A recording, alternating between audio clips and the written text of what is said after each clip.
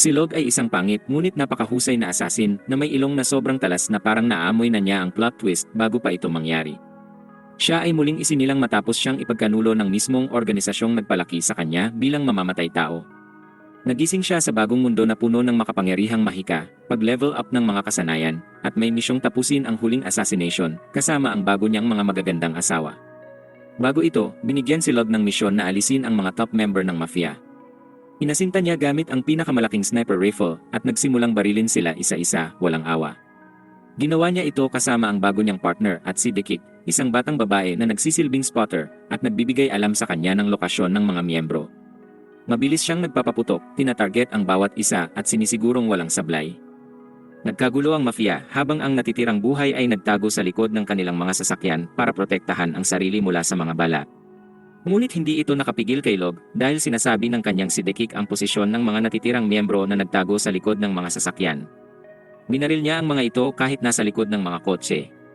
Pagkatapos, tumayo siya at sinabi sa kanya na tapos na ang misyon dahil napatay na nila ang mga importanteng tao na utos na isekay. Nalito ang babae sa narinig. Inakala niyang aalisin nila lahat ng mafia na nakita nila. Sinabi ni Log na sumusunod lang sila sa utos at hindi sila mga bayani. Dagdag pa niya, maaari lang nilang patayin ang mga taong iniutos sa kanila at kailangan na nilang umalis. Nagtanong ang babae kung bakit utos lang na patayin ang mga leader, at sumagot si Log na ang organisasyon ay isang top secret na grupo na gustong kontrolin ang buong bansa. Anya, maaaring makakuha ang organisasyon ng koneksyon sa mafia, kaya nais nilang palitan ang mga leader para pabor sa kanila. Nabigla ang si Dekik sa narinig dahil sumali siya dito sa pag-aakalang makakagawa siya ng positibong pagbabago sa mundo. Habang papaalis na sila, napansin ni Log ang isang drone na sumusubaybay sa kanila at agad niyang inutusan ang babae na sumakay sa kotse. Sa puntong iyon, ginawa niyang bagong misyon ang makatakas mula sa drone na pagtantong ipinadala ito para sundan sila. Habang nagmamaneho sila palayo, patuloy pa rin ang drone sa pagsunod sa kanila. Napagtanto ni Log na kung magpapatuloy sila sa kotse, tiyak na mamamatay sila. Habang walang ideya ang babae sa nangyayari, lubos na nauunawaan ni Log ang sitwasyon. Dahil mahirap makatakas sa mga humahabol, inutusan niya ang babae na ihanda ang baril at lagyan ng wire ang gatilyo. Inayos niya ang kotse para magpatuloy sa pagtakbo habang sila'y tumalon palabas. Pagkatalon nila, nagpatuloy ang kotse na hinahabol ng mga sasakyang militar at nagsimulang magpaputok ang baril na may wire. Napilitan ng mga militar na bombahin ang sasakyan nang hindi alam na wala na roon si Log at ang kanyang si Dekik.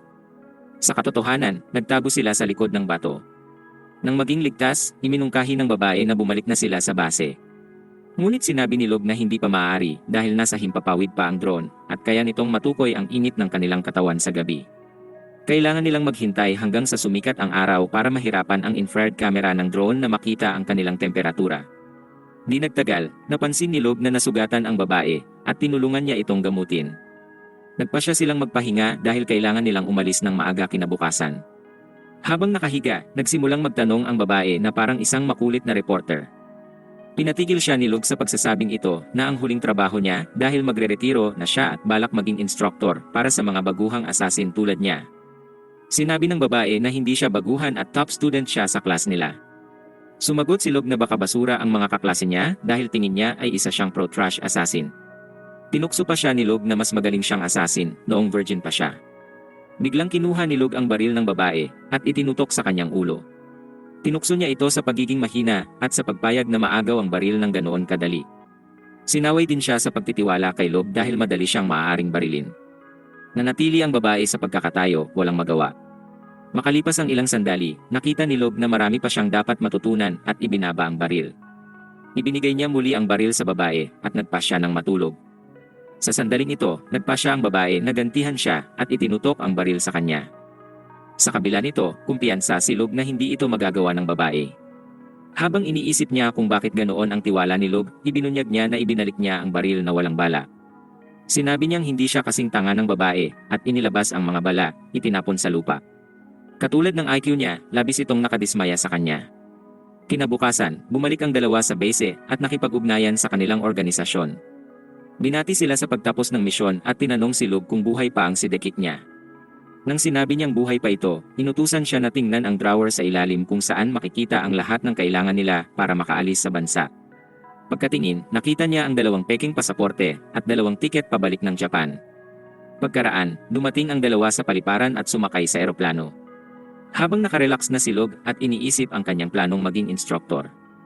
Wala na siyang inaalalang pagiging assassin nang biglang magkaroon ng matinding turbulence na nagdulot ng takot sa lahat ng pasahero.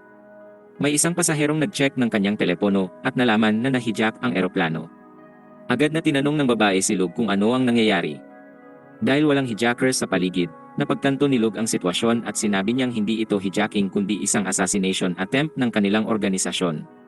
Tila nais siyang alisin ng organisasyon dahil yun lamang ang paraan para ma-activate ang kanyang retirement plan. Sa narinig, lubos na nadismaya ang babae at naghanda na sa pagdarasal ng huling panalangin. Samantala, tumakbo si Log papunta sa cockpit at sinubukang pigilan siya ng isang flight attendant. Ngunit sinampal niya ito palayo. Pagpasok sa cockpit, nakita niyang wala na ang mga piloto. Agad niyang kinuha ang kontrol at sinubukang iligtas ang natitirang bahagi ng eroplano. Sa sandaling yon, napansin ni Log ang isang fighter jet sa tabi ng eroplano at naghahanda na siyang pabagsakin ito.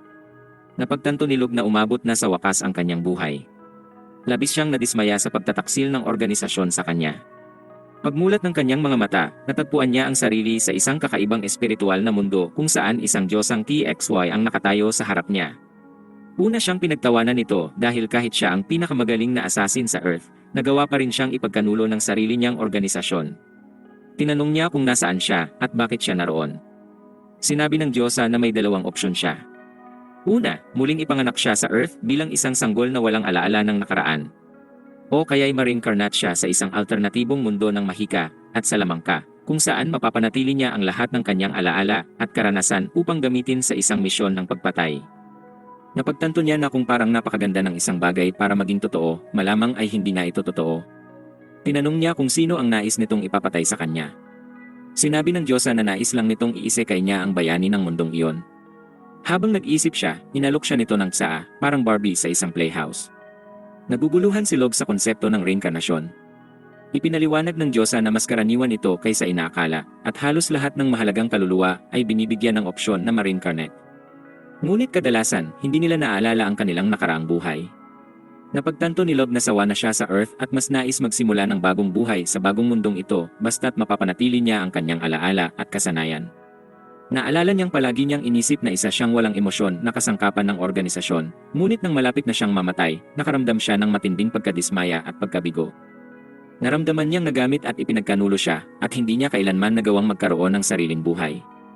Sinabi ng Diyosa na wala siyang pakialam sa gagawin niya sa bagong buhay basta't patayin niya ang bayani pagdating nito sa edad na 18.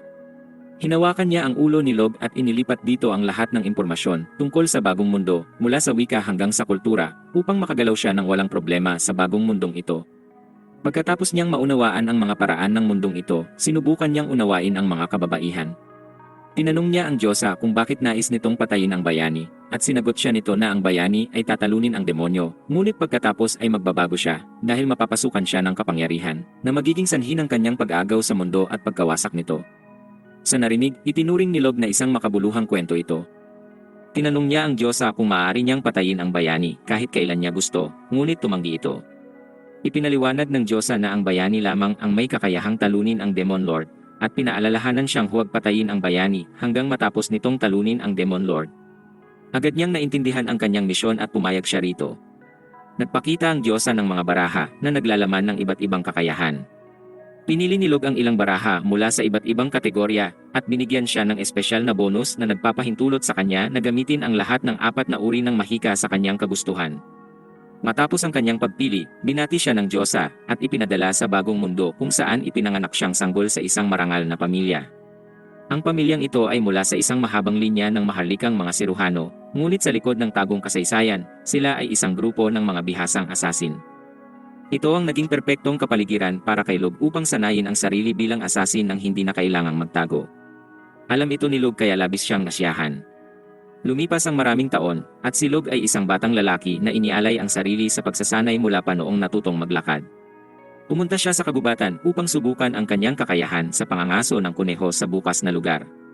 Pagdating doon, sinundan niya ang mga bakas at tumakbo sa pagitan ng mga puno ng mabilis bago magbitin sa isang sanga at barilin ang kuneho diretso sa mata, tinapos ito sa isang putok. Dinala niya ang kuneho pabalik sa kanilang bahay, kung saan sinalubong siya ng kanyang ina na parang batang paslit at inalok na ipaghanda ito. Ngunit dahil muntik na itong bumagsak sa pagluluto, iginiit niyang siya na ang maghahanda ng kuneho.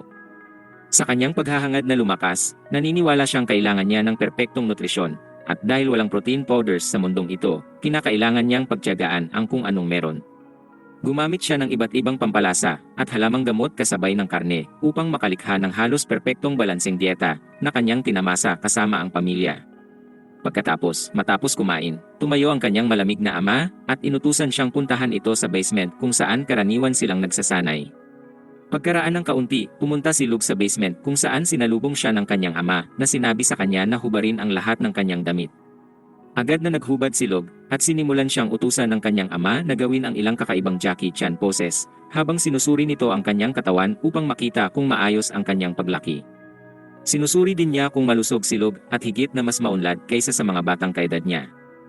Pagkatapos ng masusing obserbasyon, sinabi ng kanyang ama na naniniwala siyang handa na si Luke para sa operasyon sa mata. Isang lihim ito na walang ibang nakakaalam maliban sa kanilang pamilya. Mayroon silang natatanging surgical technique na ginagamit upang gawing espesyal ang kanilang mga mata, at ito ay isinasagawa lamang ng ama sa anak na lalaki. Karaniwan, ginagawa ang operasyon kapag mas matanda na ang anak. Ngunit dahil sa lakas ni Luke, nagpasya ang kanyang ama na panahon na para gawin ito. Kinabukasan, pagkatapos ng operasyon, pinapakitaan si Luke ng kanyang ina ng mga baby treatments. Dahil hindi niya makita matapos mabandage ang kanyang mga mata, pinapakain siya ng kanyang ina. At kapag tila nagiging magulo na ang mga bagay, tumakbo siya sa kanyang ama, na sa wakas ay tinanggal ang kanyang piring. Pagbukas ng kanyang mga mata, nakita niya ang magandang tanawin ng buong estate na pagmamay-ari ng kanyang ama. Sinubukan niyang ituon ang kanyang paningin, at sa kanyang pagkagulat, kaya niyang makakita ng mga bagay na napakalayo ng napakalinaw. Bukod pa rito, nagkaroon siya ng kakayahang makakita sa dilim, na magiging mahalaga sa kanyang pagiging assassin. Paglingon niya upang pasalamatan ang kanyang ama, napansin niya na kaya na rin niyang makita kung gaano kalaki ang mana ng kanyang ama. Dito, ipinaalam ng kanyang ama na nag-arrange na siya ng personal tutor na magtuturo sa kanya ng mahika simula bukas. Lubos itong ikinatuwa ni Luke dahil matagal na niyang gustong matuto ng mahika sa mundong ito. Kinabukasan, iginawa siya ng kanyang ina ng isang princess dress at pinilit siyang isuot ito habang hinihintay ang bagong tutor. Pagdating ng tutor sa karwahe, nagulat si Luke nang makita na ito ay isang batang babaeng may pilak na buhok. Ipinakilala niya ang sarili bilang si Dia. Pagkatapos nito, nilapitan niya si Luke na sa mga sandaling iyon ay mukhang pinakabobong tao sa mundo. Tinitigan siya ni Dia at sinabing baka masyado pa siyang bata upang matuto ng mahika. Bilang tugon, sinabi ni Luke na halos kasing edad lang niya si Dia na siyang ikinagalit ng huli. Upang ipakita sa kanya kung gaano siya kalakas, ipinakita niya ang isang magic na pagsabog na ikinatuwa niya. Pagkatapos, sinabi niya sa kanya na kahit mukhang bata, isa siya sa mga 4 na pinakamalakas na mage sa buong kaharian, at tuturuan siya araw at gabi upang maging ika-5 pinakamalakas na mage. Kinabukasan, nagsimula ang pagsasanay ni Luke at nagpakilala sila sa hardin. Doon, sinabi ni Dia kay Luke na huwag masyadong maging formal dahil 3 taon lamang ang agwat nila, ngunit tumanggi siya at sinabi na guro pa rin siya at nararapat ang respeto. Bilang tugon, ibinigay ni Dia sa kanya ang isang magandang crystal ball na tinawag niyang Farstone. Ipinahayag niya na ginagamit ang bato upang sukatin kung gaano karaming mana ang taglay ng isang tao.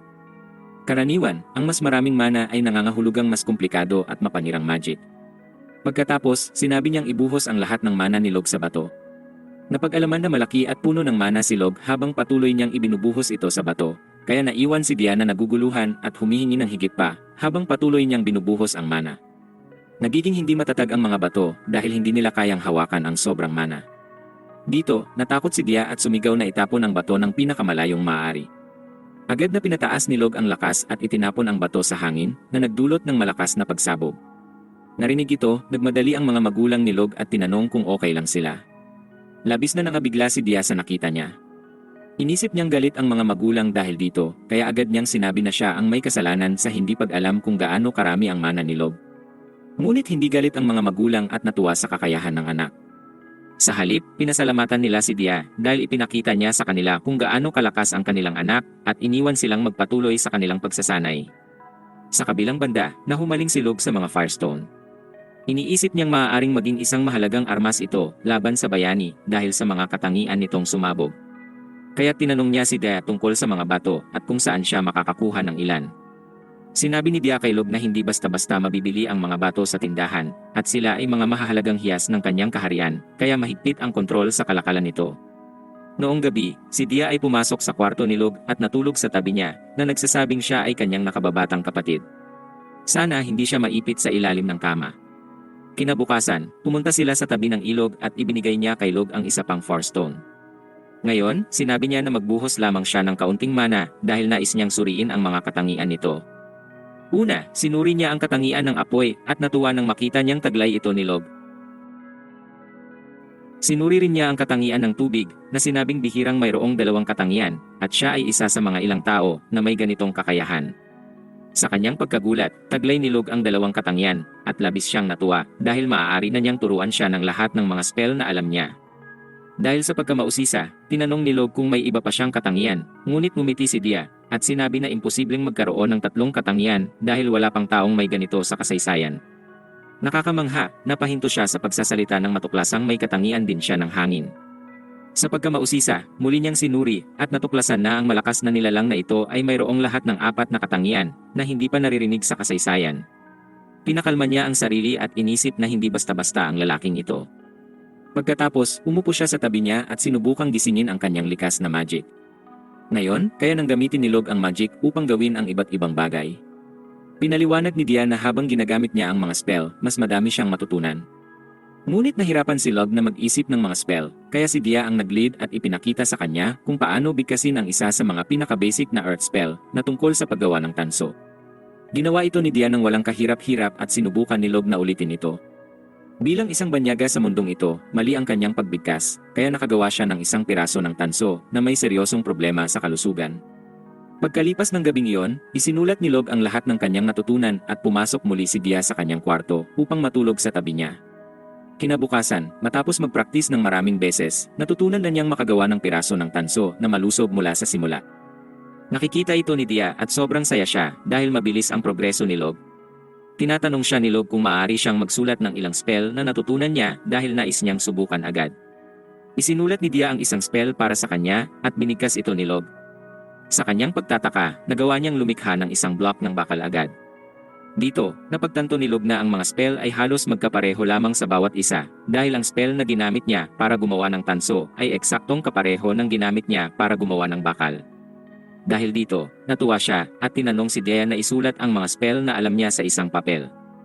Tila nag-aalangan siya sa simula dahil matagal ito, ngunit nagpa siya ring magsulat at nagsimulang ilista ang mga spell. Pagkatapos basahin ang mga spell, napagtanto ni Log na ang tanging nagbabago sa bawat metal ay ang atomic weight nito. Sinubukan niyang ipaliwanag ito kay Dia, ngunit dahil sa kahirapan ng kanyang pag-iisip, hindi ito maintindihan ni Dia, kaya nagpatuloy siya at sinabi kay Dia na magsulat ng isang spell para sa kanya. Bagamat isinusulat ni Dia ang parehong spell para sa bakal, binago ni Log ang atomic weight nito at ginawang ginto. Pagkatapos, sinabi niyang magbigkas si Dia ng spell. Sinubukan niyang gawin ito, ngunit biglang bumagsak siya sa lupa na may matinding sakit ng ulo. Napagtanto ni Log na hindi lahat ay kayang gawin ang spell na yon, kaya kinuha niya ang papel at isinulat ito muli, saka binigkas ang spell. Nagresulta ito sa isang makinang na piraso ng ginto, na labis na nagulat kay Dia. Ginawa niya ang ilang pagbabago sa spell gamit ang isa sa kanyang mga kasanayan, at biglang nakagawa si Dia ng ginto. Ang dalawang naghahangad na maging Elon Musk ay labis na masaya. Ilang araw pagkatapos nito, kayang gumawa ni Log ng mga komplikadong materyales mula sa mga metal. Pumunta sila sa tabi ng ilog at nagawa ni Log ang isang rifle gamit ang kanyang magic at ginamit ang spell upang magpalabas ng mga magic bullets mula rito. Nakaya rin ito ni Dia na ikinatuwa ni Log dahil magagamit na niya ang rifle laban sa bayani. Ngunit hindi sapat ang lakas nito para sa isang tulad ng bayani, kaya lumikha siya ng isang napakabigat na kanyon. Hindi ito ang kanyon na alam natin, kundi isang tunay na higanteng kanyon.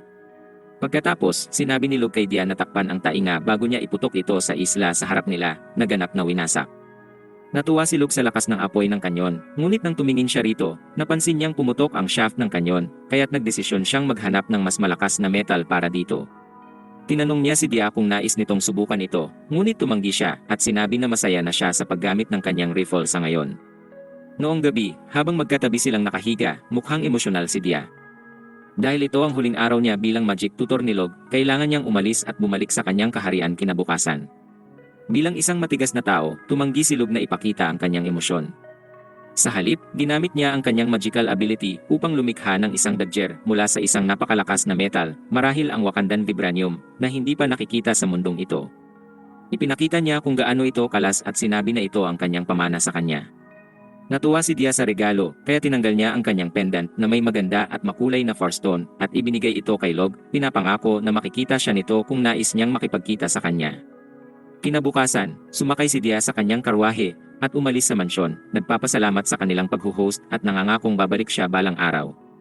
Pagkatapos nito, tumingin ang ama ni Lug sa kanya at sinabi na nararamdaman niyang may malakas na mana sa loob ni Lug. Napagtanto niyang handa na si Lug sa unang hakbang upang maging isang assassin. Noong gabi, dinala siya ng ama sa isang malaking bilangguan na naglalaman ng mga bilanggo sa death row na ibinibigay sa kanila upang subukan ang mga bagong droga, magsanay sa pagpatay. Tinanong ni Lug ang kanyang ama kung bakit siya pinalaki upang magkaroon ng emosyon ng tao, dahil ito ay magpapahirap lamang sa kakayahan niyang pumatay ng ibang tao. Ngunit pinanatag siya ng ama, sinabi niyang hindi niya nais gawing kasangkapan ng pagpatay si Lug at nais niyang magkaroon siya ng buhay sa labas nito, kung saan maaari siyang mamuhay na parang isang normal na tao at hindi isang makina ng kamatayan. Hindi nagtagal, dumating sila sa isa sa mga selda kung saan ipinakita ng kanyang ama ang isang batang babae na 19 na taong gulang, nakatali sa isang upuan at may piring sa bibig. Tinanggal ng ama ni Lug ang piring at nagsimulang magmakaawa ang babae para sa kanyang buhay, sinasabing ipagpaumanhin nila siya. Ipinaliwanag ng kanyang ama na pumasok siya sa bahay ng isang matandang mag-asawa at nang bumalik sila, pinatay niya ang mga ito at sinunog ang kanilang bahay. Nagmakaawa ang babae na sinasabi niyang naghanap lang siya ng pagkain at ang pagkamatay ng mag-asawa ay isang tapat na pagkakamali, kaya sinunog niya ang bahay dahil sa takot. Nagmamakaawa siya na ipagkaloo ang kanyang buhay, ngunit walang pag-aalinlangan, tinabas ni Lug ang isang kamay ng babae. Nagulat ang babae at nagsimulang sumigaw at magmura, sinisisi ang ama ni Lug dahil sinabi nito sa kanya na kung magmakaawa siya kay Lug, baka siya'y mapatawad. Ngunit alam ni Lug kung anong uri ng tao ang tulad niya, kaya itinapon niya ang kutsilyo sa lalamunan ng babae, pinatahimik ang kanyang bibig magpakailanman. Ilang taon ang lumipas at ngayon si Lug ay 10 taong gulang na. Isang araw, naglalakad siya kasama ang kanyang pamilya sa merkado kung saan lahat ay abala sa pagbebenta ng kanilang mga produkto dahil malapit na ang taglamig. Habang nag-uusap ang mga kalalakihan, nakipagkaibigan ang kanyang ina sa ilang mga nagtitinda ng babae.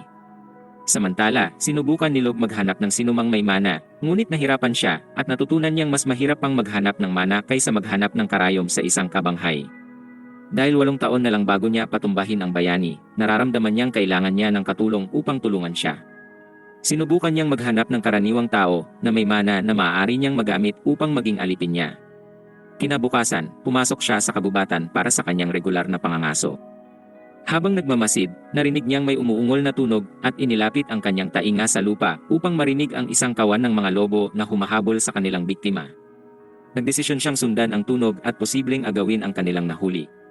Nang makita niya ang mga lobo, napansin niyang tinatangkang atakihin ng mga ito ang isang walang kalaban-laban at maruming batang babae.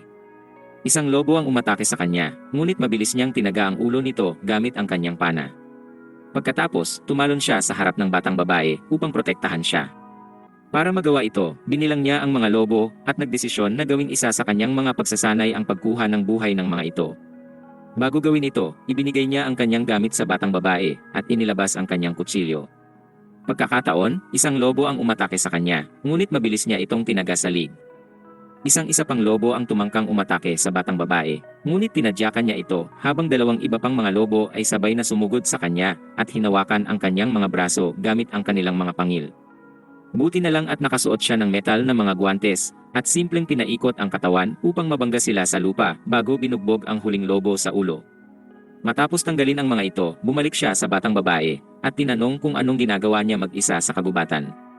Nagulat ang bata at sinabi niyang siya ay nawawala at wala siyang masamang layunin. Idinagdag pa niyang ang kanyang pamilya ay sobrang hirap at hindi nila kayang magbigay ng pagkain para sa lahat, kaya itinulak siya palabas ng bahay at iniwan siyang mamatay. Sinabi pa niyang nakatagpo siya ng isang mabait na estranghero na nagsabi sa kanya na ang rehiyon ng Tuatadi, kung saan nakatiran ang pamilya ni Lug, ay napakayaman. Pumunta siya sa kagubatan upang marating ito.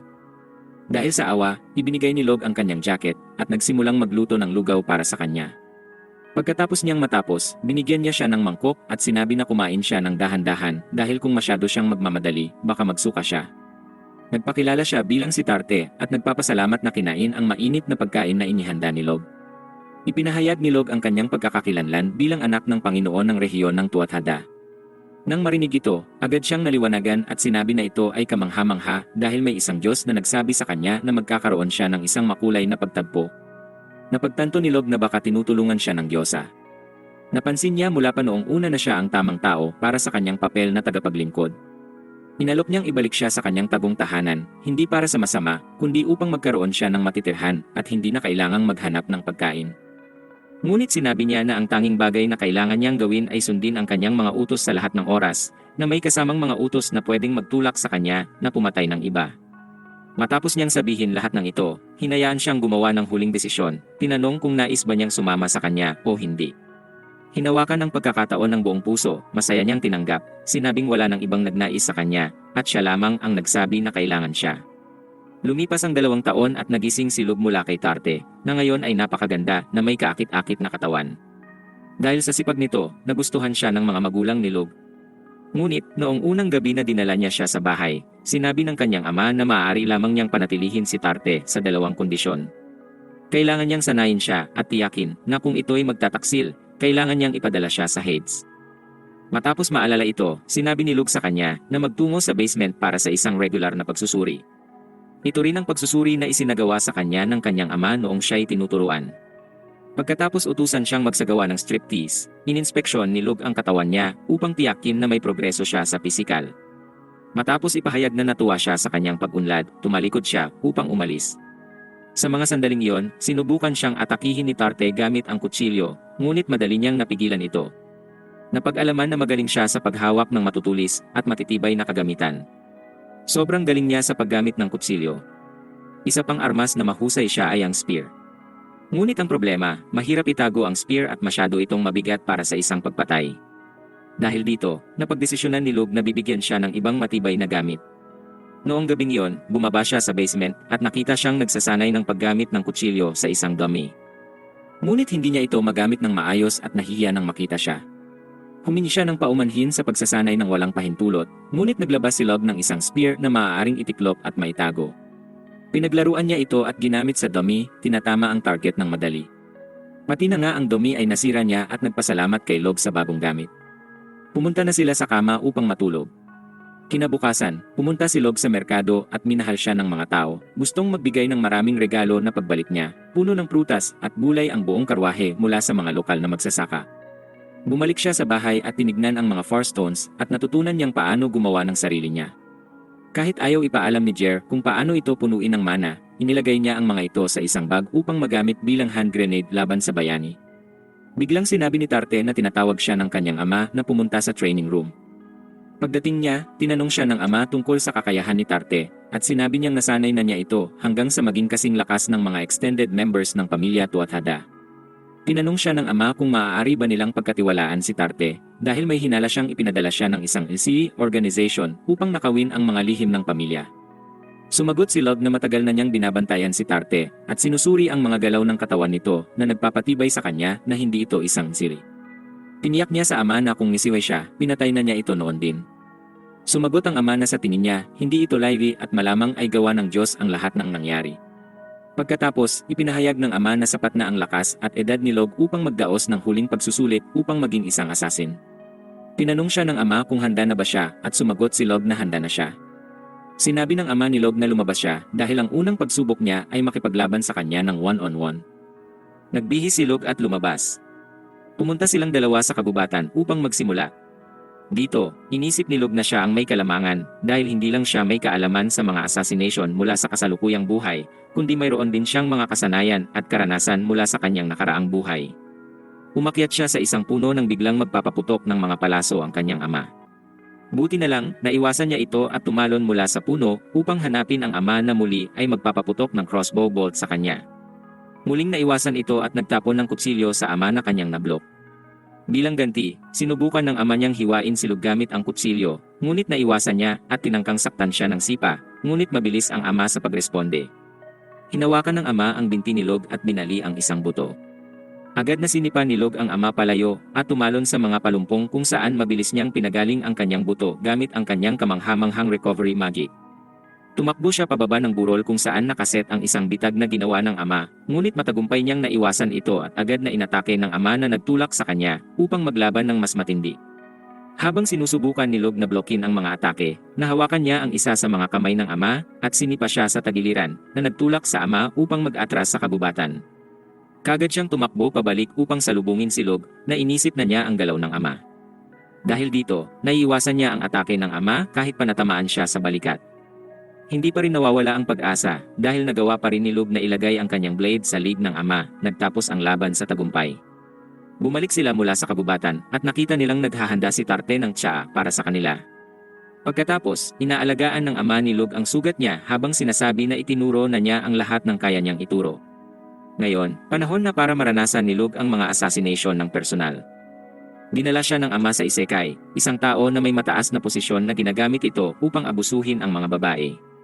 Matapos ang matagumpay na misyon, tumalon silang dalawa sa bintana. Noong gabing yon, naglibot sila at nag-alok ng mga lason sa anyo ng mga palliatives sa ilang mayayamang masasamang tao. Habang sinusunog nila ang isa, pinagsikapan nilang gawing aksidente ang pagkamatay ng iba upang hindi ito matrace pabalik sa pamilya Tuatadu. Kinabukasan, dinala ni Log ang kanyang ama upang gamutin ang isang mayamang maharlika na may sakit. Sa kanilang pag-uwi, sinabi ng ama ni Log ang plano na ipadala siya sa ibang bayan upang mamuhay sa ilalim ng peking pagkakakilanlan bilang anak ng isang kilalang mangangalakal. Inutusan si Log na manatili ng 2 taon doon at ipakita ang sarili bilang isang mahusay na mangangalakal na makakatulong sa kanilang layunin para sa mga susunod na assassination. Ito ay dahil madalas na nag-iimbita ang mga maharlika ng mga traidor sa kanilang mga tahanan at madalas hindi ito nasusuri ng seguridad. Nang marinig ito, pumayag si Log.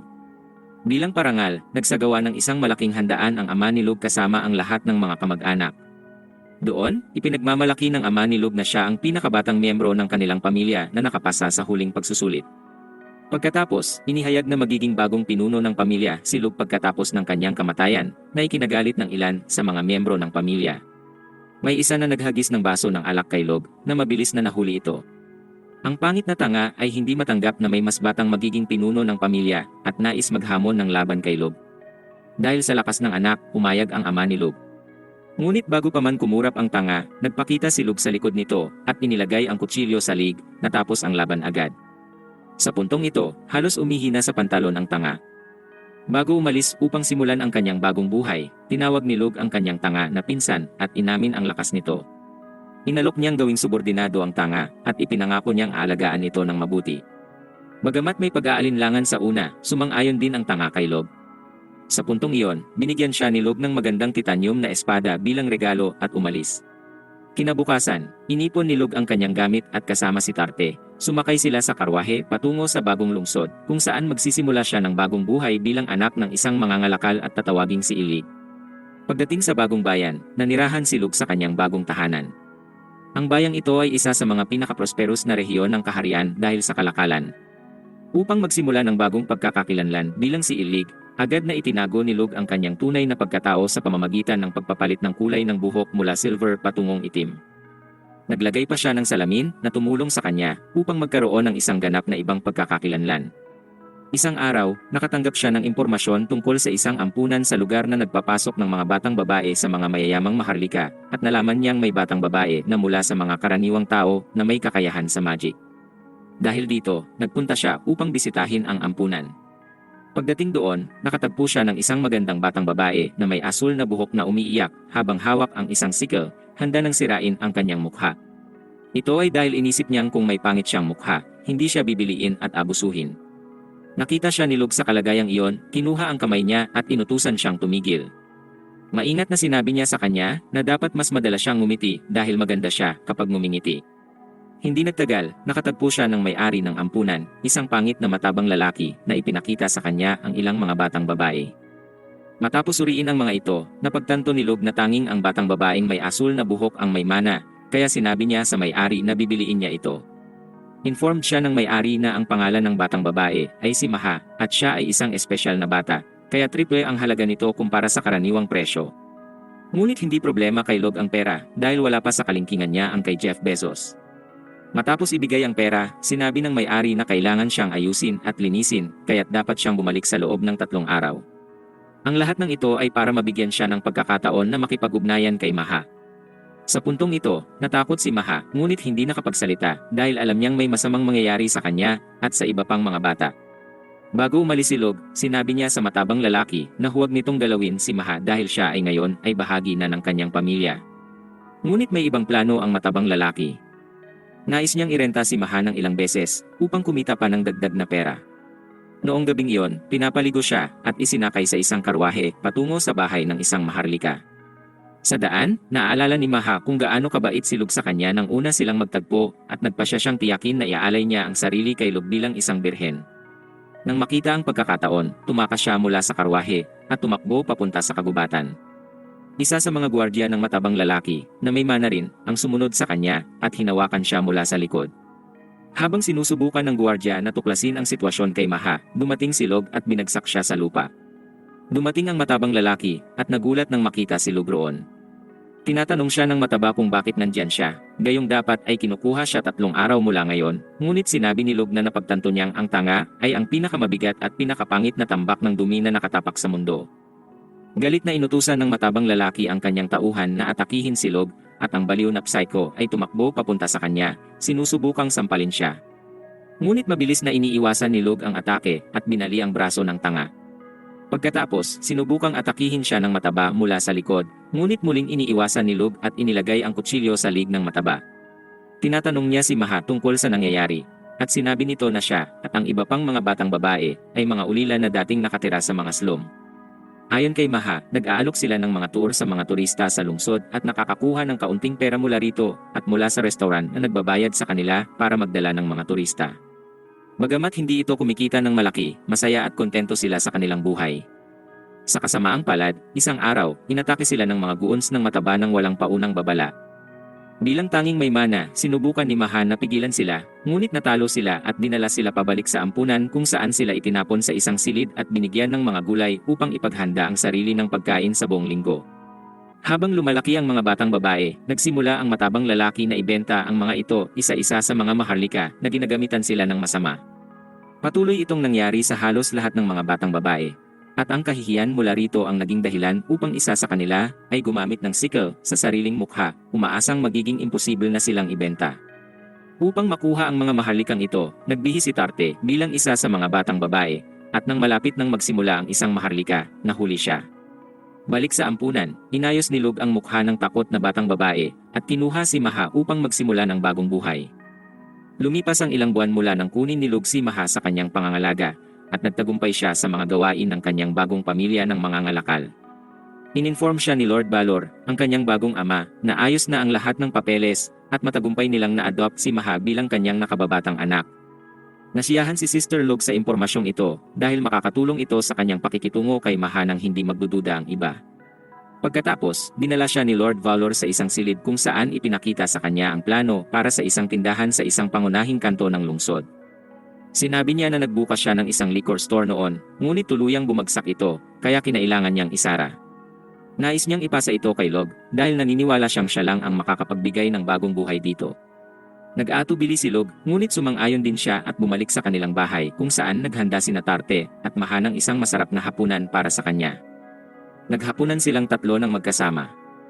Bago niya ibahagi ang kanyang mga plano, ipinaalam niya sa kanila na inatasan siyang pamahalaan ang isang tindahan at kailangan niyang gamitin ito upang mapabilis ang kanyang layunin na patumbahin ang bayani. Ipinaliwanag niya na ang unang layunin ng tindahan ay kumita ng maraming pera upang matiyak na hindi ito magsasara anumang oras. Ang ikalawang layunin ay magbenta ng mga bagay na makakatawag pansin ng mga maharlika upang makalapit sila sa kanila. Tinanong siya ng 2 babae kung mayroon siyang naiisip na produkto at inilahad ni Log ang kanyang plano na magbenta ng mga kosmetiko at matatamis sa kanyang tindahan. Naniniwala siya na ito ay magiging kaakit-akit lalo na sa mga babaeng maharlika. Gayunpaman, nais malaman ni Maha kung paano siya makakapasok sa merkado ng kosmetiko dahil puno na ito sa kasalukuyan. Naisip ni Log na maaaring ito ay isang problema, ngunit sinabi niya sa kanya na may plano siyang ibabahagi sa kanila sa lalong madaling panahon. Kinabukasan, handa na si Log na ibahagi ang kanyang plano kay Lord Balor at sa kanyang asawa, na mukhang may hindi magandang pakiramdam kay Log dahil iniisip niyang siya ang anak na labas sa kasal ng kanyang asawa. Tinakpan ng asawa ni Lord Balor ang kanyang mukha, at sa puntong iyon, malalaman natin kung bakit. Ibinahagi ni Log sa kanila ang kanyang plano na gumawa ng isang produkto na hindi makikipagkumpetensya sa kasalukuyang kosmetiko kundi susuporta sa mga ito. Ipinaliwanag niya na ang pagpapaganda ay nakakapagod at nagdudulot ng pagkatuyo ng balat kapag tinatanggal ito sa dulo ng araw. Ang produkto na nais niyang ibenta ay isang espesyal na kosmetiko na mag-aalis ng problemang ito ng buo. Ang produktong ito ay isang moisturizer na hindi pa naimbento sa mundong iyon. Upang subukan ito, kumuha ang weak na stepmother ng isang bote at naglagay ng kaunti sa likod ng kanyang kamay. Nagulat siya sa sobrang kinis ng kanyang balat sa sandaling iyon. Nagdesisyon siyang alisin ang kanyang face mask upang subukan ito sa kanyang mukha. Doon natin nalaman ang dahilan kung bakit. Tinakpan niya ang kanyang mukha at malinaw na isang pangit na mukha ito. Naglagay siya ng moisturizer at natuwa siya nang makita niyang lumambot ang kanyang balat. Upang ipakita pa ang bisa ng produkto, sinabi ni Log na subukang mag-apply ng makeup sa ibabaw nito. Naglagay siya ng makeup at nasiyahan sa kung gaano kadali itong ipatong sa moisturizer. Tinanong ni Log kung nagustuhan ba ito at agad siyang sumagot na ayaw niya sa kanya, ngunit sobrang gusto niya ang moisturizer. Habang pinapanood ni Lord Balor ang kanyang asawa na labis na masaya, tinanong niya kung maaari ba niyang ibahagi ito sa ilan sa kanyang mga kaibigan at tanungin si Log kung gaano karaming bote ang kaya niyang gawin sa isang linggo. Sumagot si Log na siya lang ang makakagawa nito ngayon, kaya abot sa 200 bote. Nais ni Lord Balor na dagdagan ang bilang na ito, kaya sinabi niyang mag-hire siya ng mga tao, ngunit sinabi ni Log na kung maghahanap sila ngayon, maraming kalabang kumpanya ang maaaring magnakaw ng sikreto ng formula at suhulan ang mga manggagawa para dito. Naintindihan ni Lord Balor na tama si Log, kaya tinanong niya kung gaano katagal bago maisagawa ang mass production, at sumagot si Log na magagawa ito bago magtapos ang buwan. Gayunpaman, sinabi ni Log kay Lord Balor na ang kosmetikong ito ay nangangailangan ng isang espesyal na sangkap na tanging sa Tuatha Dé region lamang matatagpuan. Nang marinig ito, wala nang pag-aalinlangan si Lord Balor at pinayagan si Log na gawin ang gusto niya. Habang pauwi, ipinahayag ni Log kay Tarte na sinigurado niyang may kasamang bihirang sangkap na tanging mula lamang sa Tuatha Dé region, kaya hindi siya basta-basta itatapon ni Lord Balor. Ayon sa kanya, magdadala pa ito ng karagdagang pera sa Tuatha Dé region na magiging tanging supplier nito. Ilang buwan matapos matagumpay na maitatag ni Log ang negosyo bilang si Ilig Valorous, ang moisturizer ay naging instant hit at maraming kababaihan ang dumadag sa araw-araw upang bumili ng maraming bote. Dahil sa kakulangan ng stock, ipinatupad niya ang limitasyong 2 bote lamang bawat customer. Ginawa din niyang manager si mahanang tindahan at inarkila niya ang buong grupo ng mga batang babae na kasama niya sa orphanage upang magtrabaho sa kanya. Nagmumuni sina Tarte at Log sa maluwag at maayos na operasyon ng tindahan. Mukhang natutuwa si Log na pinayagan niyang mag-hire si Maha ng mga kaibigan niya dahil sila ay kasama niya sa buong buhay niya at bilang bonus, sila ay mga batang babae na magaganda na isang kailangang katangian para sa isang tindahan ng kosmetiko. Tulad ng inaasahan, ang mga kalabang kumpanya ay nagsisikap na makuha ang formula ng moisturizer habang ipinapakita nila sa kanilang mga manggagawa na wala silang kaalaman sa sikreto ng sangkap na mula sa Tuatha Dé region. Tuwing naririnig ito ni Log, sinasabi niya kay Tarte na panatilihing mahigpit ang seguridad dahil hindi nila kayang ipagsapalaran ang mabilis na pagkatuklas ng formula ng iba. Ngunit sa gabing iyon, habang sinusubukan niyang matulog, napansin ni Log na may pumasok sa kanyang bahay at gumapang sa kisam patungo sa kanyang silid. Naisip niyang ito ay isang mataas na antas ng espiya dahil nakatago ang presensya nito hanggang sa malapit na siya. Habang babangon siya upang turuan ang salarin ng 1,000 paraan ng mamatay, binuksan ni Tarte ang pinto ng kwarto at ginamit ang kanyang sibat upang tusukin ang kisam. Tiniyak ni Tarte kay Log na hindi siya kailangang mag-alala dahil naglagay siya ng neurotoxin sa dulo ng sibat para paralisahin ang espiyang iyon. Nasa kisam pala si Naha. Bumaba siya upang ipaalam na nahuli na nila ang espiyang iyon. Dinala nila ito sa mga piitan kung saan nasilayan ng 2 babae ang kanyang magnus pagkatapos nilang hubarin siya. Nagsimula silang pahirapan siya upang makuha ang impormasyon kung sino ang nagpadala sa kanya kapalit ng kanyang buhay, kahit na hindi nila balak siyang palayain. Kinabukasan, naghanda si Log na umalis patungo sa kalapit na kaharian kung saan matatagpuan si Dia, ipinangako niyang makikita siya 1 beses bawat buwan. Dahil wala ang kanilang guro, nagdesisyon ang 2 babae na mag-enjoy sa isang masarap na pagkain. Pagdating sa kaharian, dumaan si Log diretso sa kwarto ni Dia sa pamamagitan ng bintana at labis siyang natuwa nang makita siya. Binigyan siya ni Dia ng maraming papel na puno ng mga bagong spells na siya mismo ang gumawa. Isang spell ang tumukoy ng pansin ni Log kaya tinanong niya siyang subukan ito upang makita. Sa spell na ito, kaya niyang baliktarin ang gravity ng kahit anong bagay na nais niya, ikinagulat ito ni Log. Pagkatapos ng ilang pag-uusap, inabot ni Log ang isang kahon ng chocolate na kamakailan niyang ginawa at wala talagang ideya si Dia kung ano ito dahil hindi pa naimbento ang chocolate sa mundong ito. Para sa kanya, ang chocolate ay mukhang mga piraso ng dumi. Subalit, sinabi ni Log na subukan niya at nang matikman ito, nagustuhan niya. Dahil dito, pinangako ni Dia kay Log na magdala siya ng mas marami sa susunod na buwan kapag bumisita siya. Matapos nitong sumang-ayon, nagpatuloy sila sa pag-usap, magbasa, at magpraktis ng magic. Nang magtapos ang mga araw, naghanda si Log na umalis kaya nagpaalam sila at lumipad pabalik upang makipagkita kay Tarte at Maha. Ilang araw ang lumipas, nakaupo si Log sa isang open space habang iniinom ang kanyang tsaa. Tila ba nakamtan na niya ang tagumpay sa buhay? Tinitignan niya kung gaano kalaki ang lumago ng kanyang negosyo sa kosmetiko. Ngunit sa mga oras na yon, dumating si Tarte mula sa kanyang misyon at natuwa nang makita ang kanyang guro sa mabuting kalusugan. Ibinigay ni Tarte ang mga napanalunan sa digmaan na mga butons ng damit ng mga lalaking napatay niya. Sinabi ni Log na narinig niya ang mga ulat tungkol sa galing niya sa labanan at binigyan pa siya ng palayaw na ikinahiya niya. Pinapadala siya ni Log sa mga digmaan upang makakuha ng karanasan habang iniiwan si Maha upang matutunan kung paano hawakan ang impormasyon at pera sa pamamagitan ng pamamahala sa sikat na cosmetic store na kilala at isa sa mga pinakamahusay sa lungsod. Dahil dito, nakakakuha siya ng mga koneksyon sa mga maharlika at inimbitahan siya sa kanilang mga party para kumain kasama nila. Sa kasamaang palad, malapit na itong magtapos dahil kailangan niyang bumalik sa kanyang kaharian. Kinagabihan, nakipagkita si Log kay Maha at sinabi niyang iwan niyang siya ang mga siwa sa cosmetic store habang wala siya. Pangako niyang magagampanan ito ng maayos sa pagpapalawak ng brand sa mga kalapit na bayan at nakahanap siya ng magandang lugar na pwedeng bilhin, kaya ipinakita niya kay Log ang mapa. Nang tingnan ni Log ang mapa, napansin niyang ang tindahan na balak bilhin ni Maha ay pag-aari ng kanyang ama, isang maangalakal na may-ari ng isang kilalang kumpanya ng kalakalan. Sa kasamaang palad, ipinaslang siya ng kanang kamay ng kumpanya na pumatay sa kanya at sa asawa nito at kinuha ang kumpanya, kaya napilitan si Maha na tumakas at magtago sa mildew dahil alam niyang nasa panganib din ang kanyang buhay. Nang matutunan ito, naisip ni Log na sinusubukan ni Maha na bawiin ang nararapat sa kanya at maghiganti sa pumatay sa kanyang mga magulang. Upang suportahan siya, sinabi ni Log na gawin niya ang gusto niya dahil naniniwala siya sa kanya, na labis niyang ikinatuwa at nangako siyang gagawin niyang mahusay. Sa mga sandaling iyon, dumating ang mga kaibigan ni Maha sa kwarto at nag-abot ng isang gift bag kay Log na naglalaman ng isang bihirang halamang tsaa.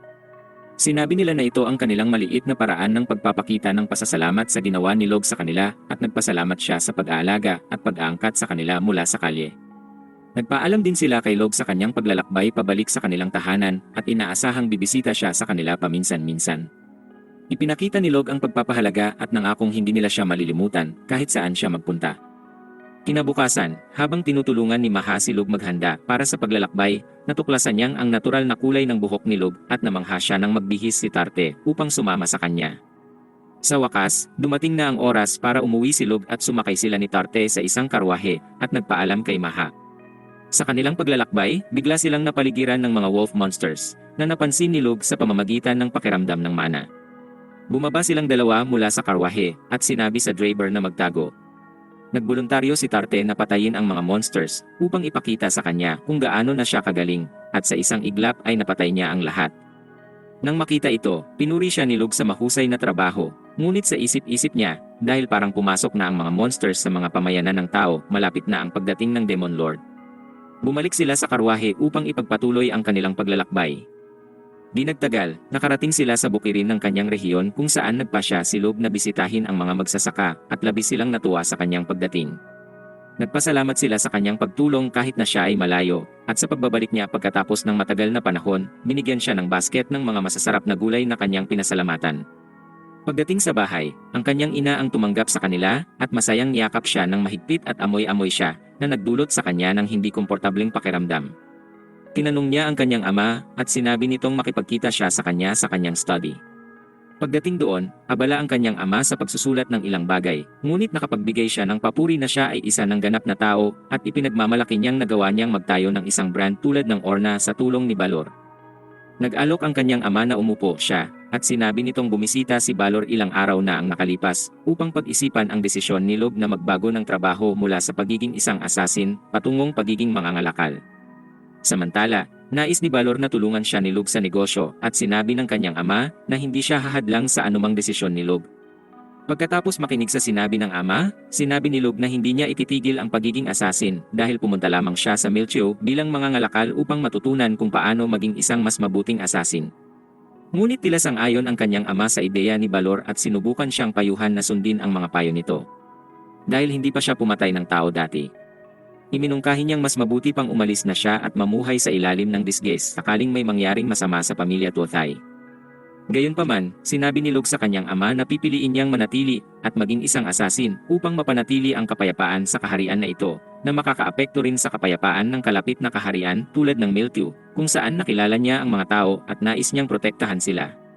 Isipin niyang, kahit nabigyan siya ng misyon upang pumatay ng tao, kailangan niyang magdesisyon kung ito ba ay gagawin niya o hindi, hindi tulad ng kanyang nakaraang buhay. Binanggit din niyang siya ay umiibig kay Dia at nais siyang pakasalan, ngunit hindi niya magagawa ito kung magiging mangangalakal siya dahil siya ay isang maharlika. Kaya't kailangan niyang manatili bilang isang maharlika. Nang marinig ito, tumawa ang kanyang ama at sinabi niyang dapat siyang maging isang aristokratikong asasin at nagdesisyon siyang ibigay sa kanya ang pinakamagandang misyon. Ang misyon ay ang pagpatay sa isang maharlikang nagkakalakal ng droga sa kanyang kaharian kapalit ng pagbebenta ng mga lihim ng militar na nagiging sanhi ng paghihirap ng mga tao. Kaya't kailangan siyang alisin sa kaharian sa lalong madaling panahon. Sinabi ng kanyang ama na iiwan siya sa ganap na kontrol sa misyon at tiniyak ni Log na gagawin niyang perpekto ang trabaho. Kinagabihan, sinabi ni Log kay Tarte ang misyon na patayin si Count Venkaur, isang maharlikang nagkakalakal ng droga. Pagkatapos, nagsulat si Log ng mga mensaheng nakakode tungkol sa misyon sa papel at ikinakabit ang mga ito sa mga paan ng mga kalapati. Ipinadala ito kay Maha upang malaman pa ang tungkol kay Count Venkaur at sa kanyang sambahayan. Kinabukasan, unang tao na nakita ni Log sa kanyang kwarto ang kanyang ina, na nambabother sa kanya upang tingnan ang magnum juice na sinabi ni Tarte, ngunit pinilit niyang paalisin siya. Pagkatapos ng almusal, tinawag siya ng kanyang ina at ipinakita ang mga larawan ng magagandang babae na pinili nila upang maging asawa niya at kailangan niyang pumili at magbigay sa kanya ng mga apo. Subalit, tumanggi si Log na nagpasya ang kanyang ina na itanong kung nais ba ni Tatit na magbigay ng mga apo sa kanya, na tinanggap naman ito ng nahihiya kung yun ang nais ni Log. Ngunit hindi ito pinansin ni Log. Kinagabihan, naghanda sila ni Tarte para sa misyon at naglakad patungong lungsod ng Bad Count, Pisar. Pagkatapos ng matagal na paglalakad at pagsapit ng umaga, makikita na nila ang lungsod ng malapitan at sinabi ni Log na ito ang pangalawang pinakamagaling na pook ng mga ngalakal pagkatapos ng Miltew. Nagpasya silang pumasok sa lungsod kung saan nakatagpo sila ng maraming sugatang sundalo na namamalimos sa kalsada. Dahil ito sa makasariling kilos ni Venkaur na ipinagbibili ang mga lihim ng militar sa mga kasamahan niyang kriminal kapalit ng droga. Habang naglalakad sa madilim na eskinita, isang batang babae ang lumapit sa kanila at nag-alok na magbenta ng jam ng gooseberry na nagdulot ng hinala kay Log. Ibinigay niya ang isa kay Tarte upang tikman at nagdesisyon silang magpanggap na magkasintahan. Dahil sa hinala ni Log, tinikman niya ang jam at natuklasan niyang may droga ito. Agad na hinarap ni Log ang batang babae at pinilit siyang aminin ang kasalanan, sabay tapon ng basket ng jam sa lupa. Dumating naman ang apat na kalalakihang walang galang. Agad na tinulungan ni Tarte at Log ang mga lalaki at pinatumba sila sa hindi oras. Nagdesisyon silang tanungin ang batang babae kung bakit siya naghahanap ng ganitong jam na nagdala sa kanila sa isang bahay, at nang binuksan nito ang pinto, ipinakita sa kanila ang kanyang ina na ngayon ay labis na apektado ng droga na nakaupo sa isang sulok ng kwarto. Pagkakita sa anak, mabilis na nilapitan ng babae ang batang babae at hinanap ang droga, ngunit sinabi ng bata na hindi niya ito nakuha, kaya nagalit at itinulak ang anak. Dahil dito, agad pinatumba ni Log ang babae at tinulungan siyang makawala sa impluensya ng droga hanggang sa mawalan ng malay habang ang batang babae ay tumakbo upang silipin siya. Sinabi ni Log kay Tarte na ginawa niyang hindi na kailangan ng katawan ng babae ang droga, ngunit ang mental na pag-asa dito ay isang bagay na iba, kaya nagpasya silang umalis at bumalik sa Alvin. Pagdating sa bahay, muling sinalubong sila ng ina ni Log na nakatanggap ng mga kosmetiko mula sa kumpanya ng kanyang anak, ang Orna. Samantala, nagpadala si Maha ng liham kay Log kasama ang mga kosmetiko na nagsasabing si Count Venkaur ang may pananagutan sa krimen at kung ano ang epekto ng droga na ibinibenta niya sa katawan, ngunit hindi siya mapaparusahan dahil may proteksyon siya mula sa mga mataas na ranggong maharlika. Matapos basahin ang lahat ng ito, mas lalong nagpasya si Log na magbayad ang Count ng kanyang mga kasalanan sa kanyang buhay dahil sinabi rin ni Maha kung paano nila matutuntun ang bahay nito. Kinabukasan, nagkita sina Log at Maha upang magsimula sa kanilang paglalakbay patungong Vancouver sakay ng karwahe. Sinabi ni Maha na miss na niya si Log. Matapos ang 10 araw, iniwan na nila siya at sinabing nais ng mga babae na makipagsabwatan sa kanya, ngunit pinili niyang maging isang kahabag-habag na tanga sa pamamagitan ng pag-ignore sa kanila. Sinabi ni Log kay Maha na tanging pamilya lang ang turing niya sa mga babae, at wala nang iba pa, dahil siya'y umiibig lamang kay Dia. Sa wakas, narating nila ang kanilang destinasyon, ang bahay ni Count Vencor. Sila ay tinanggap ng asawa ni Count Vencor na tila labis na natutuwa sa kanilang pagdating. Inaanyayahan sila sa loob ng bahay kung saan sinimulan niyang subukan ang produkto. Mahilig siya sa mga produkto, ngunit tinanong kung bakit siya ang unang pinili upang subukan ang mga ito. Sinabi ni Log na may higit na impluwensya ang kanyang asawa kaysa sa ibang maharlika, kaya siya ang pinakamagandang tao na magsusubok ng produkto dahil maraming kababaihan ang magsusunod sa kanya.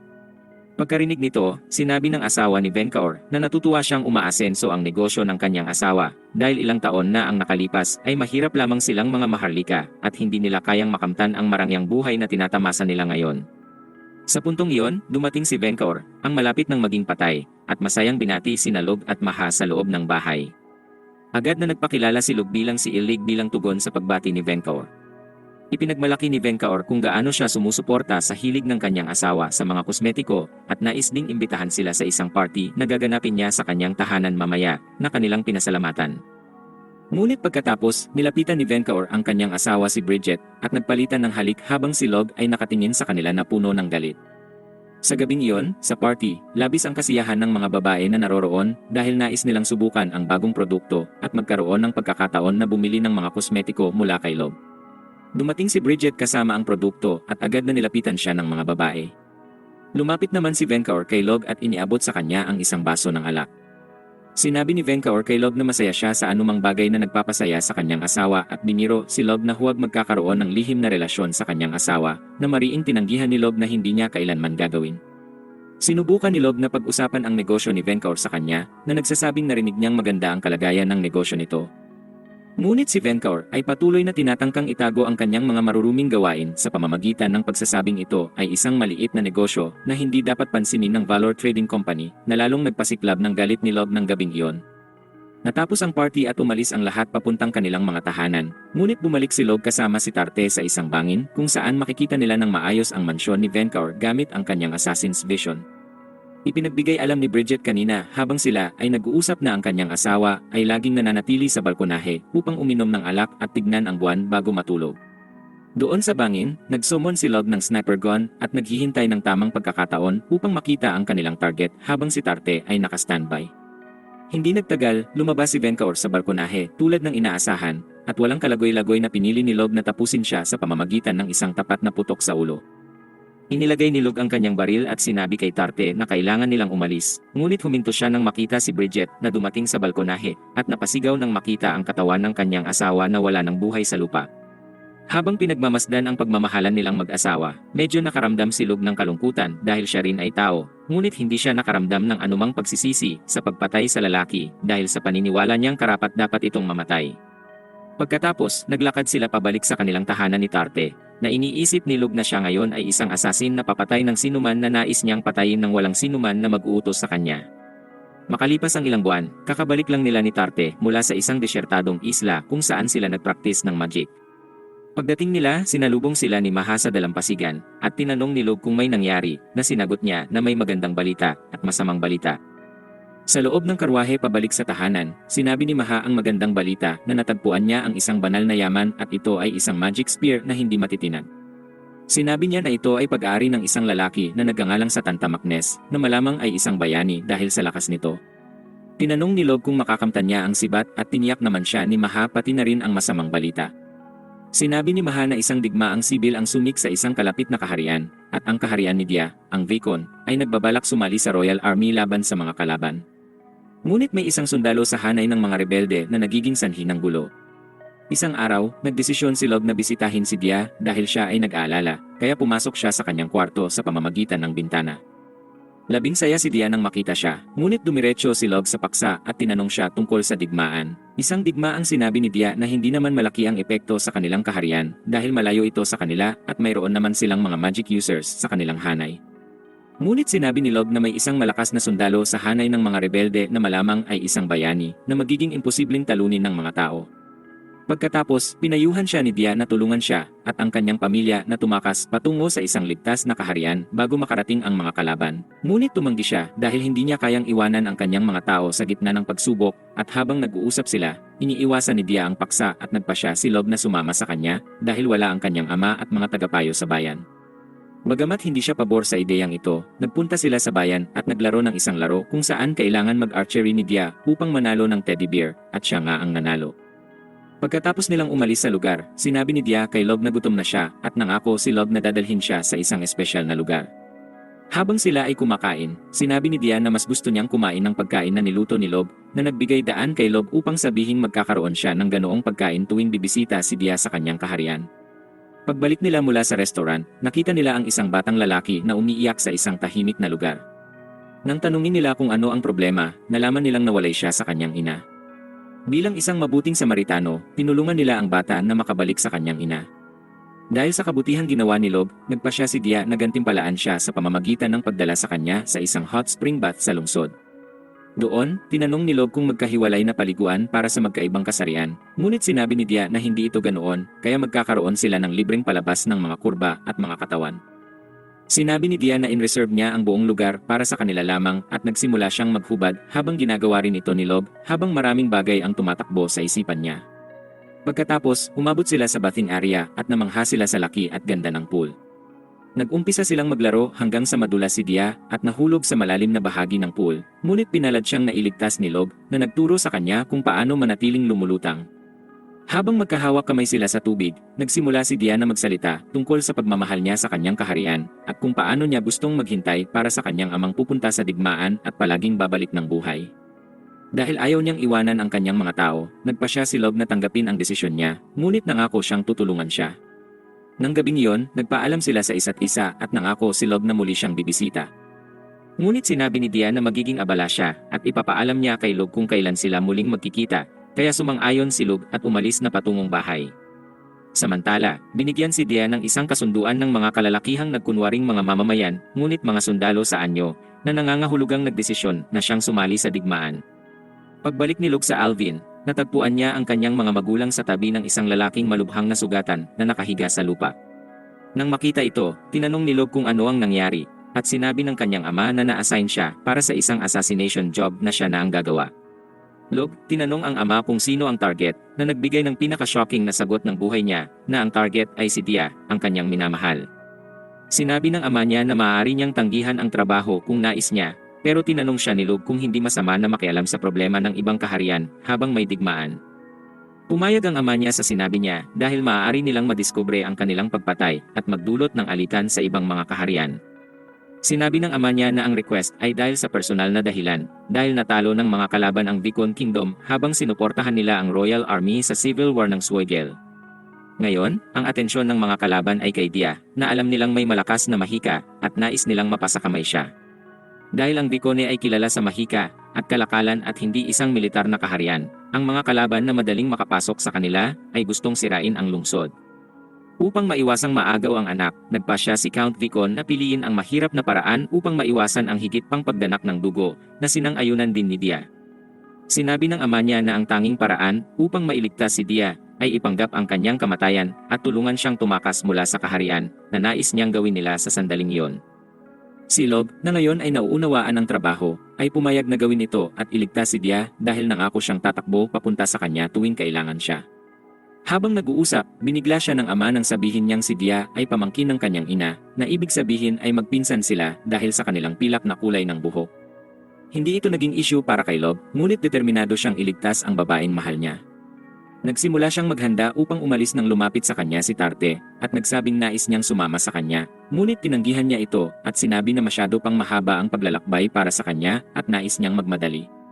Ngunit sinabi ni Tarte na alam niyang hindi siya makakasunod, ngunit nais niyang tulungan siya sa paglalakbay sa pamamagitan ng pagbabahagi ng lakas sa kanya. Nang marinig ito, pumayag siya sa tulong niya at tinanong kung paano ito gagawin, na sinabing gagamitin niya ang wind spell na itinuro sa kanya para hilahin siya kasama siya. Bigla, inihanda niya ang spell at gumawa ng isang kalasag para sa kanila habang nagsimula sa paglalakbay, tumatakbo ng mabilis habang si Lob ay sumusunod sa kanya. Samantala, ang voluntaryong tulong ni Tarte ay talagang nakakatulong kay Log dahil ang kanyang lakas ang kinukonsumo ng wind resistance sa halip na ang kay Log at hinihila siya kasama ng negative pressure na nagpapagod sa kanya. Maya-maya, gabi na habang tumatakbo sila at nagsimula ang ulan na hindi sila humihinto, napansin ni Log na umabot na sa limitasyon si Tarte. Ngunit pinili niyang huwag makinig at patuloy na magpursige dahil determinado siyang tulungan siya hanggat kaya niya. Sa umaga, habang tumatakbo pa rin sila, nagsimulang mag-crack ang kalasag ni Tarte hanggang sa mabasag ito at tinangay siya, ngunit nahuli siya ni Log sa ere. Doon, nagsimula siyang umiyak at humingi ng tawad dahil hindi na niya kayang magpatuloy, ngunit nagpasalamat si Log sa kanya sa pagtulong na makatipid ng lakas at ipinagpatuloy ang kanyang paglalakbay. Makaraan ng ilang oras, dumating si Log malapit sa kaharian sa gabi at nagpasya na magtago sa isang burol at gumamit ng assassin's vision upang makita ang nangyayari. Napansin niyang napapalibutan ng mga kalaban ang lungsod. Nasa 1,500 sila, samantalang ang mga puwersa ng Vicon ay may mas mababa sa 200 lalaki. Nalaman din niyang may mga gumagamit ng mahika sa mga kalaban na nagbigay sa kanila ng higit na kalamangan sa lakas. Napagtanto ito, nagpasya si Log na magtrabaho sa kanilang kahinaan at tumakbo malapit sa larangan ng labanan at nagsimulang mag-shoot ng mga magic user mula sa mga kalaban. Sa kasamaang palad, napansin nila ang nangyayari at nagbato ng mga pana sa kinaroroonan ni Log, kaya nagdesisyon siyang magkalat sa kanila gamit ang mga explosive arrows na pinuno niya ng mana. Doon, nakita ni Log si Dia sa loob ng isang kwarto sa kastilyo. Samantala, napansin ng hukbo ng Vicon na magulo ang kalaban at ginamit nila ang pagkakataon upang umatake. Upang maisakatuparan ang kanyang misyon, ginamit ni Log ang kanyang mahika upang malaman kung paano makarating kay Dia nang hindi napapansin at nagdala ng isang patay na sundalo upang gamitin ito bilang camouflage at ipanggap na patay si Dia. Di nagtagal, nakapasok siya sa kwarto ni Dia at nakita ang ama nito na tinitingnan siya. Masaya si Dia at tumakbo papunta sa kanya upang iligtas siya habang ang ama nito ay ipinakilala ang kanyang sarili bilang Count Vicon at tinukso sila na ang kanyang anak na babae ay kukunin sa dalawang magkaibang paraan. Matapos nilang malaman na sila ay nagmamahalan, ipinaliwanag ni Log ang plano tungkol sa pagpapanggap ng kamatayan ni Dia, at sinabi sa kanya ang mga sasabihin sa kanyang mga kawal bago niya sinimulan ang sunog sa kwarto at ipinanggap na namatay si Dia dahil sa pagsabog ng apoy. Sa wakas, binuksan ni Log ang bintana ng kwarto para kay Dia upang sabihin ang mga nais niyang sabihin. Doon, nagsimulang mag-alala si Log at nakaramdam ng panganib na papalapit hanggang sa biglang makita nila ang isang malaking at malakas na armas na puno ng mana na papalapit sa kinaroroonan nila. Pagkakita nito, agad inilipat ni Log si Dia mula sa paparating na atake na nagdulot ng malakas na pagsabog at isang bahagi ng kwarto ang gumuho. Sa kabutihang palad, ligtas ang lahat at sa kanilang pagkamangha, nakita nila ang isang matipuno at mabigat na kabalyero sa kabila ng labanan na siya pala ang nagpadala ng atake sa kanila. Galit na galit, nagdesisyon si Log na atakihin din ang kabalyero sa pamamagitan ng pagtawag ng isang bomb cannon at ipinadala ito sa kabalyero. Nagresulta ito sa isang malaking pagsabog na may mga apoy, ngunit sa gulat ng lahat, ang kabalyero ay nakatayo pa ring matatag na may mga minor na sugat lamang. Nagulat si Log at ginamit ang kanyang assassin vision upang mapansin na ang kabalyero ay lumalakas sa pisikal at magik na aspeto, bunga ng kanyang galit. Dahil dito, sinabi ni Log kay Dia at sa kanyang ama na walang atake ang makakaapekto sa kabalyero. Nalaman ng ama ni Dia kung ano ang nangyayari, at sinabi sa kanila na kailangan nilang tumakas dahil walang paraan upang ipanggap na patay si Dia ngayon na nandyan na ang kabalyero dahil siya ang huminto sa Civil War ng marahas. Bigla, sumigaw ang kabalyero mula sa kabila ng labanan na sinumang umatake sa kanya ay dapat makipagduelo sa kanya bilang isang kabalyero dahil humanga siya sa ipinakita nitong lakas o papatayin niya ang lahat ng naroroon. Sinabi pa niyang kung mananalo si Log sa duelo, aalisin niya ang lahat ng puwersa at hindi na nila gagalawin ang Vicon. Nang makita ni Log ang mga kakayahan ng kabalyero, matapos magpakilala bilang si Satanta Maknes, naniwala siyang siya ang bayani na nabanggit ni Maha, lalo na sa magic spear na hawak nito. Binigyan siya ni Satanta ng babala na huwag mag-isip ng pagtakas mula sa duelo, na naglagay kay Log sa isang mahigpit na sitwasyon na kailangan niyang tanggapin ang hamon, kahit alam niyang matatalo siya. Doon, tinawag ni Log ang isang misil na ipinadala niya sa langit. Nakita ni Dia kung gaano kalmado si Log at nag-alala siya, nagtatangkang sabihan ang tanga na huwag sayangin ang kanyang buhay, ngunit sinabi ni Log na siya ay isang assassin at ang kanyang gagawin ay mag-assassinate. Nagpasya si Log at ang ama ni Dia na makipagkita kay Satanta, na sinabi niyang tiyakin na tutuparin niya ang pangako niya kung sakaling manalo siya, at pumayag si Satanta dahil naniniwala siyang walang paraan na matatalo siya ni Log. Sinabi rin ni Log na kumpiyansa siyang mananalo sa duelo habang binibilang ang mga segundo bago maglunsad ang misil at sinabi sa ama ni Dia na umalis upang makabili ng oras para sa misil. Patuloy na nagsasalita si Log at nagpasya siyang maghagis ng barya upang tukuyin kung kailan magsisimula ang laban at kapag nahulog ito. Hindi alam ni Satanta, nililigaya siya ni Log upang matulungan siyang makamtan ang kanyang kamatayan, na nangyari nang mahulog ang barya sa lupa at bumalik sa Earth ang misil na ipinadala ni Log sa kalangitan at bumagsak sa katawan ni Satanta, na nagdulot ng napakalaking pagsabog ng nuklear na armas. Natuto si Log tungkol sa nakasisirang armas na ito mula sa kanyang nakaraang buhay habang nasa Earth, at alam niyang magagamit ang armas na ito upang lipulin ang isang buong bansa, kaya nakita niyang perpekto ito para sirain ang makapangyarihang kabalyero tulad ni Satanta. Gayunpaman, ang epekto ng armas ay sobrang lakas na si Dia, at ang kanyang ama ay kailangang magtago gamit ang isang magical shield, habang si Log ay tinangay ng lakas ng pagsabog at nawalan ng malay. Si Dia, na hindi nasaktan, mabilis na tumakbo patungo sa kanya, umiiyak at nagsasabing magising siya. Sa kabutihang palad, nagising si Log at niyakap siya ni Dia, umiiyak at nagsasabing natakot siyang mawala siya. Bumalik si Log sa Alvan Kingdom kasama si Dia, na tinanggap ng mga magulang ni Log at ni Tarte, at bumalik sa normal ang lahat. Ilang buwan ang lumipas, pagkatapos magkasama si Dia sa kanila, sinabi ni Log ang balak ng kanyang ama na ampunin si Dia, na magiging kapatid na babae niya, kahit na 3 taon siyang mas bata kaysa kay Dia. Ngunit sinabi ng ama ni Log na hindi mahalaga dahil mukhang mas bata siya, at dahil pareho silang may parehong dugo mula sa ina ni Log at magkakaroon siya ng ibang pangalan. Pumayag si Log sa bagong plano kasama ang kanyang ina at si Tarte, na naroroon din sa oras na yon. Sinabi rin ng ama ni Log na dumating na ang bayani sa kanilang kaharian, na ikinagulat ni Log dahil napagtanto niyang hindi si Satanta ang bayani na iniisip niya. Sinabi ng ama ni Log na kailangan niyang ayusin ang sitwasyon dahil ang pagdating ng bayani ay nangangahulugang malapit ng magpakita ang Demon Lord na tinanggap ni Log. Sa huli, isang binata ang dumating ng maayos sa isang karosa sa kastilyo ng Alvan at ipinakilala bilang si Lord Epona, ang bayani.